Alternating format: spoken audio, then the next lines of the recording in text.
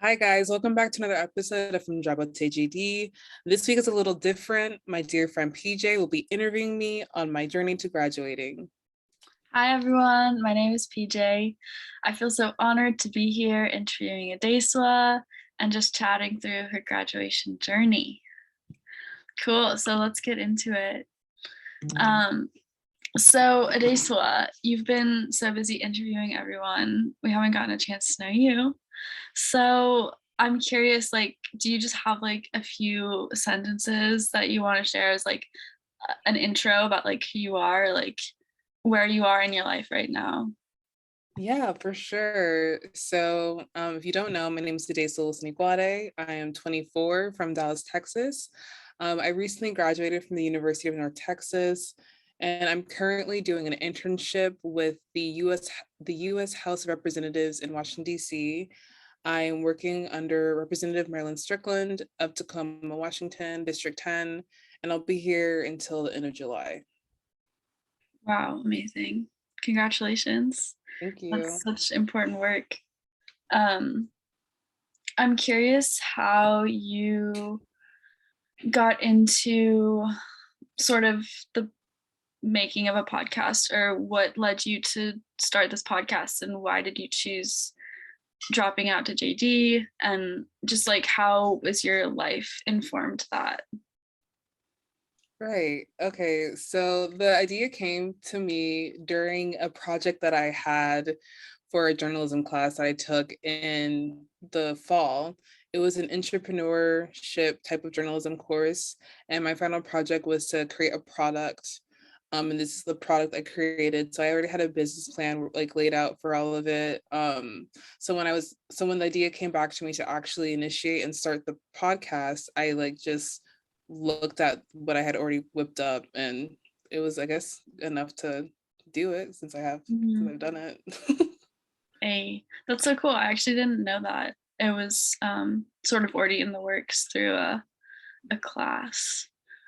Um, so do you feel like you've gained knowledge from the podcast, or what has it given you? Absolutely. First and foremost, every single person I interview, I always learn something from them. That's not something I expected before starting, but it's been a great gift that I've received from this project. Um, and secondly, another thing that I've received is great connections. Like, so many people have reached out afterwards being like, hey, if you want me to review your personal statement, I'm here for you. Or, hey, if you want to moan and bitch about the LSAT, hit me up. I've even gotten I wouldn't know how to explain. I guess you could call them a guide or a coach, like a law school admissions coach from this situation, who I meet with weekly to go over my personal statement and things of that nature. So yeah, I've received a lot from this project. Cool. So I'm curious about your own sort of journey to graduation. You mentioned you just graduated. Congratulations again. That's so exciting. But yeah, what did that look like, and sort of what were the steps, or was it linear? How, was it circular? Was it none of the above? What was that like? Oh my God, definitely none of the above. I mean, if full circle, I guess, in a way, but basically how it happened is that, so in 2016, I graduated from high school, and then in that fall, I enrolled at Rutgers University, New Brunswick campus in New Jersey. And I was there for 2 years, enjoyed my time, maybe a little too much, and ended up leaving due to personal situation stuff, as I say. And after that happened, I basically lived on my own. So I had to work multiple jobs to, I mean, stay afloat basically. But after working so many hours a week, I was working 50 to 60 hours, working two jobs. It was too much for me. It was wearing on my body. I was burning out. I was depressed. It was just a lot. So growing up, my dad was always big on education, and that's the key to success, and that's what's gonna create opportunities for you. So believing that, I was like, it naturally came to came to me to go back to school, basically. So I enrolled in a nearby community college. I started taking classes there. Didn't make the best grades, but at that point, C's got degrees and I was working two jobs. It wasn't until the pandemic hit. Once the pandemic hit, I got caught in Texas visiting my family because Mm, the airports had shut down temporarily. So I wasn't able to go back to my home mhm. in New Jersey. So once that happened, I finished the semester, transferred to another local community college, and then got my associate's degree in a year. And then I was able to enroll in the University of North Texas BAAS program, which is online. And honestly, if you're listening to this, I highly recommend researching the University of North Texas BAAS degree. It's significantly cheaper than most degrees out there. Do it online. It's asynchronous. So if you work full time, it's great for that. Highly recommend it. But so that's what I did while working. And I just graduated this past May with concentrations in media innovation and social wellness and community. Oh, cool. So, why law?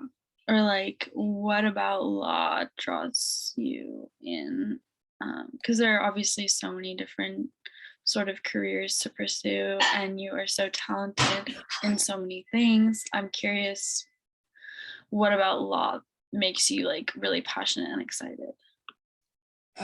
This is the golden question of the day, I guess, because I've been working my personal statements, and a big part of a personal statement is to basically answer why law and why law school now. Um, uh, but honestly, when I was younger, I remember seeing the deaths of Trayvon Martin and Eric Garner and the George Zimmerman trials and just how unfair the whole situation was. Um, and at first I was very like emboldened and like impassioned by like the situation, but then quickly, like very quickly, I got very jaded because it just kept happening over and over and over again, and that no change was coming from it. It seemed like no one cared. Um, and when I was at Rutgers, I was a part of this student union called USAS, United Students Against Sweatshops, and I would do a lot of protest work with them. We would hang banners, do phone banking, have protests. And when I was a part of it in 2017, we actually got the president of Rutgers, President Barchi, to raise the minimum wage from 8.44 to $15 over the span of like 5 years or something like that. Initially, it was from 8.44 to 11. In case you don't know, like universities, especially state universities, have a great impact on their surrounding environments. They're like yeah, basically that's the case. So once Rutgers did that, everyone around Rutgers began to raise their minimum wage to $11. And that like to me was very powerful because that literally changed thousands of lives. Um, and I thought, wow, like there is something out there that can actually create impact and create change. What else is out there that can do the same? Like, yeah, basically. So I thought law school was a great option for that. It's not like being a civil rights lawyer is basically what I want to do. Um, I don't know how long that dream is gonna last once I see that paycheck, but like right now, that's basically what I want to do, is be a civil rights lawyer. I had forgotten about that minimum wage thing, and I remember you mentioning it when you were in college. Um, Yeah, that's so incredible.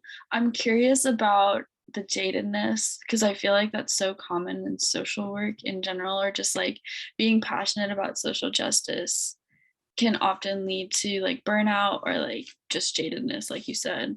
So, what sort of things do you do to restart that fire or like take that ember of passion and make it into a fire?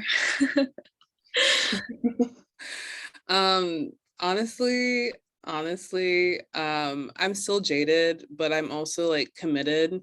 I think something that I've learned, especially working so many jobs, is that once that passion like of starting a new job and like wanting to impress your boss and that honeymoon phase fades away, all you have left is discipline and just discipline, like to show up on time and to do your job right and to take care of your responsibilities.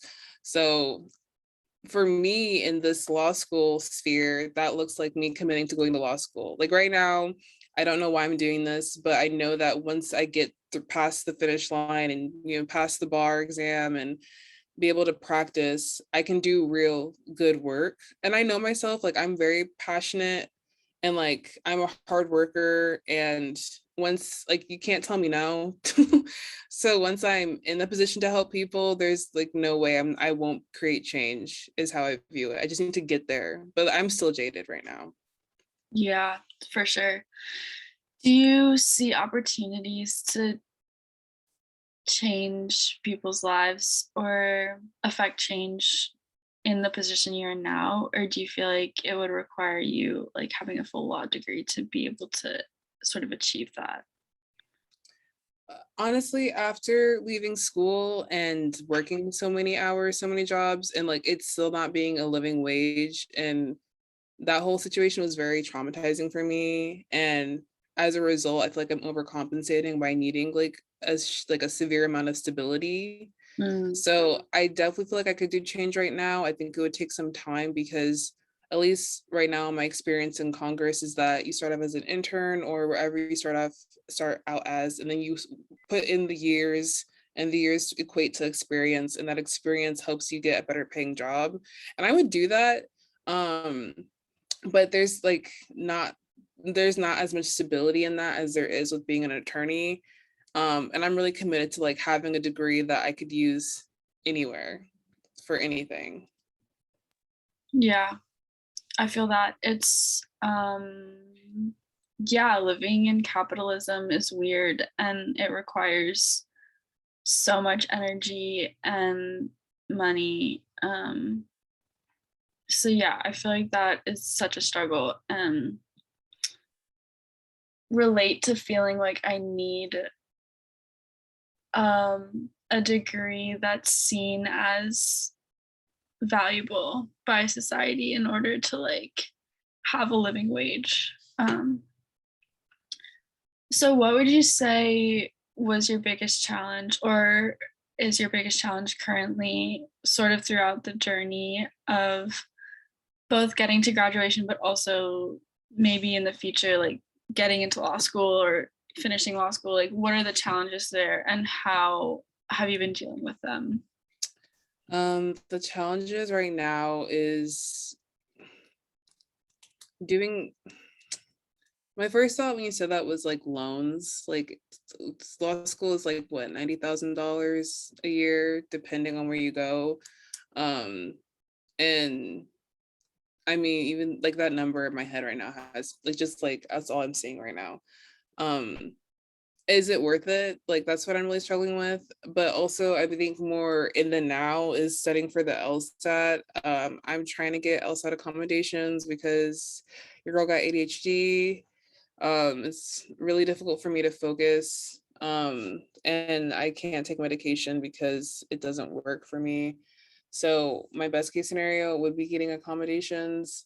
If not, I mean, if there's a will, there's a way, and I'll find a way to make it work. But that's proving to be the biggest challenge. And then also studying for it, like people don't really, people just, that's the thing that really frustrates me. They tell you what to do, but then like the reality of it is like, okay, so you want me to study for this exam, but I just worked 8 hours today.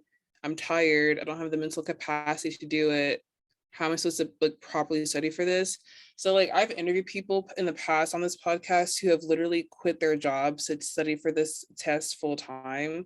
And by doing so, they were able to like change their grade. I mean, this is Jessica's story. She went from a 144 to a 175, which is damn near perfect score.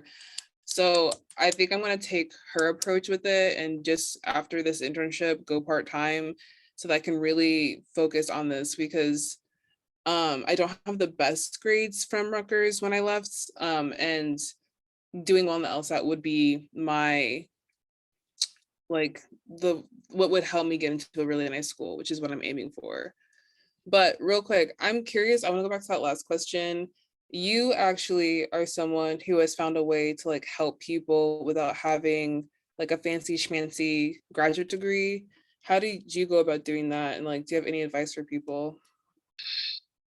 Yeah, I feel so. As for context, I don't know if I fully introduced myself, but my name is PJ. I use they, them pronouns. I'm also 24. I'm currently in Anchorage, Alaska on Denina land, unceded. Um, yeah, and I came up here to do Americorps year of service. Um, and I'm currently working at a nonprofit that serves folks who are experiencing houselessness, specifically youth ages 18 to 24. And I think, I mean, I definitely relied on privilege though to get here, to be in a place where I don't have a degree and I am still able to serve people required privilege and my reliance on that. So like having parents who were supportive of my ambitions and like helped me find healthcare or like helped me find apartments that were in my budget. Like I just feel like I've had a lot of support and they were able to support me because of their privilege. Like they work like 40 hours a week. So they have time after their day to like talk me through different things. And they always offer financial support if like worst case scenario, like I could always go home. Like I could always be somewhere. So yeah, I think it's important to acknowledge all those sort of privileges. But I think honestly, like when I think about helping people or supporting people or just being present with people, it's not even about the job. It's just about being present with someone and like listening to them and making them feel like they're important and valuable as a human being, and which is so often not how you feel when you live in like a racialized capitalistic place, as Adrienne Marie Brown says. So yeah, I don't know, I think for me, like, because yeah, I said I feel jaded all the time too, and I think the way that I feel not jaded is when I'm being present in the moment and connecting with someone as like two humans who are just happen to be on the earth together at the same time and like are caught in this crazy cycle of consumerism and just all these sort of layers of the world that we live in. But yeah, it's definitely tough. But I know there are nonprofits that like do emphasize people without degrees, like that they value and see those people have knowledge and experience that is equally as important, if not more important, than someone who just like studies social work, which is obviously important too, but like there's lived experience that's very valuable to organizations that I know certain nonprofits and organizations in general do value. So that's my long-winded answer. Wow, that's awesome. That's and what's in so if someone wanted to go down your path, like what should they research to do that similar type of work? Yeah, so Americorps has lots of opportunities for service throughout the country, and you can just like search AmeriCorps.com. It's spelled like corpse, which always confused me, but it's core, I guess. So it's AMER. I'm terrible at spelling. It's Amera and then CORPS. Oh AmeriCorps.com my or God. whatever. And then yeah, you can just search like places in wherever you want to serve. And they give you a stipend, like a monthly stipend. And then after that, just like looking into nonprofits that do the work that you're interested in. direct service or resource navigation or um, even like sustainable agriculture opportunities, lots of cool things there. Okay, work. That's lit. Yeah. Okay, back to you. Do you have any advice for people who may be in a similar position as you? Sort of like the question you asked me, like, how do people navigate these systems while maintaining their mental health and in general, happy, well-being, joy, whatever? How do they hold that while also engaging in these really difficult and hard to navigate systems of trying to go to law? Right. So I'm very big on knowing your resources. Um, like I view life as like collecting tools for your tool belt and like using the tools to get through this journey. So for example, when I was living in New Jersey and working so much, I had a very difficult time being able to pay for food. So I would go to, I think it's called a food kitchen, or like those like do you know what I'm trying to say? Like the programs that would give you food for like lower price. Like people could, Yeah, like low income people. So that was yeah, what I did. Thank you. Yeah, and then I also would reach out to previous academic advisors for assistance. If there was someone I knew who was going to, like when I was trying to go to Middlesex Community College, I would reach out to people who went there and said, hey, like where is it located, or like how should I go about like enlisting, like asking for support. Just don't be shy to ask for help. Like that's how you get through difficult situations. If you don't have to go through it alone, don't do it alone. Like rely on your community if possible. are there specifically any resources you know of for loans or scholarships that you found particularly valuable, or is that something you're actively looking for that maybe if people listening know of could Ooh. reference? Work. I know a lot about opportunities, like in terms of like internships and like scholarships in terms of like I can make a resource and I'll like link it to the Spotify and YouTube descriptions, because that's a good point. I do have a lot. I can't think of all of them at the top of my head, but I would love to share what I have with the peoples. Cool. This is sort of not on a similar vein, but I'm curious. I remember hearing in one podcast you were talking about big, like the difference between big law and smaller law firms, and also what kind of college or law school you need to go to get into big law versus Mhm. sort of starting your own practice or working for a smaller practice. Do you have any updates on where you're at with what you want in that sense? Actually, this kind of does tie into what I was just saying, because there's this program that I was looking into that will pay for all 3 years of your law school if you commit to going into civil rights, civil rights, the subject of civil rights. Um, and I want to apply for that so that I can do that. And then that would kind of take away from what kind of law firms I would be working at if I don't get it. Um, I don't know how. Basically, I'm torn between getting to like the best school I can go to, and then or going to a school that will pay me to go to school. And I could do either route, I feel like fairly confidently. I just need to figure out if it's worth the loans. Because if I take loans, then I'm doing big law, period, point blank. There's no way that I'm just gonna take that like debt. If I don't, then I've worked at smaller firms, not too crazy about it, but would be able to do it if need be. Would you ever want to start your own practice?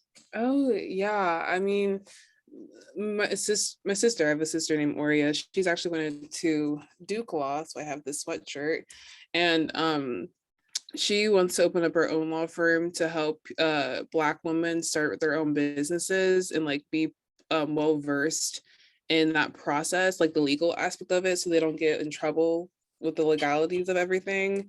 And I don't know how that happened, but like I'm very similar. Like I wanted to learn about small businesses so that I can also help with that. So if I do that, I would want to go into like like a little Wilson Iguade situation with her and do that maybe. Um, but I don't know if that'll work out. That's amazing. How about regrets or thoughts on reflections maybe on um your journey? Yeah, I was actually just thinking about regrets earlier this week. I feel like regrets is a sign that you've grown as a person. Like I don't think regrets is a bad thing.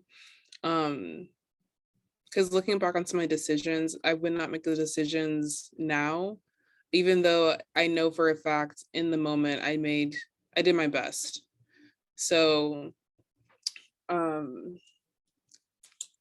yeah, I don't have any real regrets, but I obviously there are things that I would do differently now. I guess that's my answer. Do you feel like you have been able to, or like when you say you do things differently now, do you feel like those things have been integrated into your being already? Like, do you see them playing out in your current life? And what does that look like? Yeah, honestly, it's very interesting because there are some personality aspects of me that make going to school kind of challenging. I very much like march to the beat of my own drum, and that can be difficult when taking school seriously. And I hate to admit that, but that's just me being real. Um, it's hard to prioritize certain things when I want to prioritize my health. Like I say this all the time, but it's really crazy to me that it took a global pandemic to take people being sick at work seriously, where before people would just like fight through it and like be sick and like have a fever working. Now if there's a single sign that you're like, if people cough, they're like, are you good?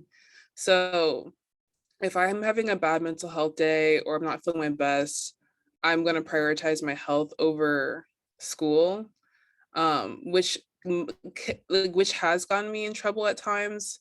Not too bad. Like I after once I started paying for my schooling, I got way better grades.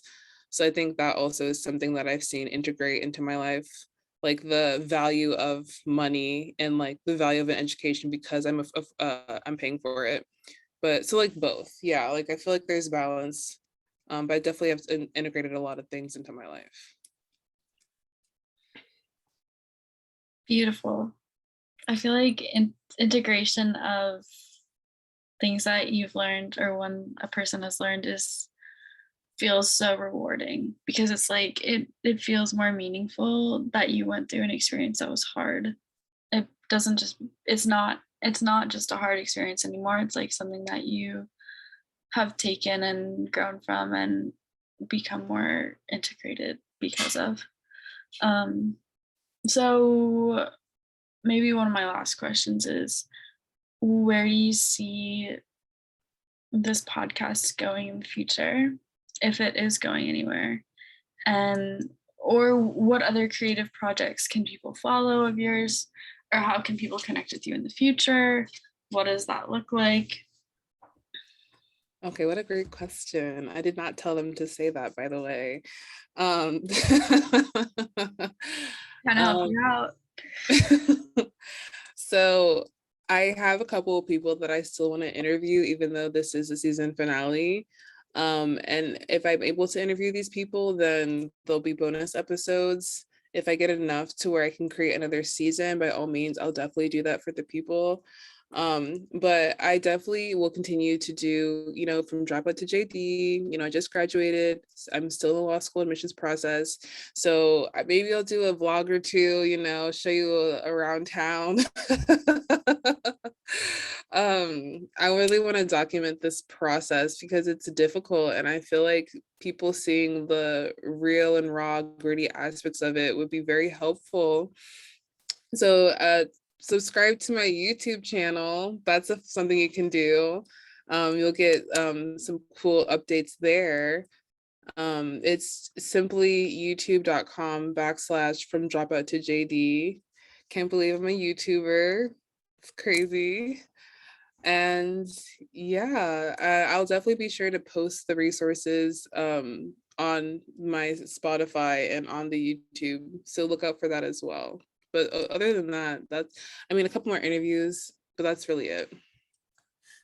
Cool. Well, I feel like I've learned so much. I'm not trying to go to law school, but I've learned so much about the whole process through your podcast. So thank you for sharing your beautiful light with the world. And yeah, you're amazing, Aw. amazing person. So yeah, I feel so honored to be able to chat with you and just be your friend and get to know you in this lifetime. Yeah. Well, thank you so much for doing this, PJ. I really appreciate you hosting my podcast. You did a great job. Until next time, guys. Bye. Bye.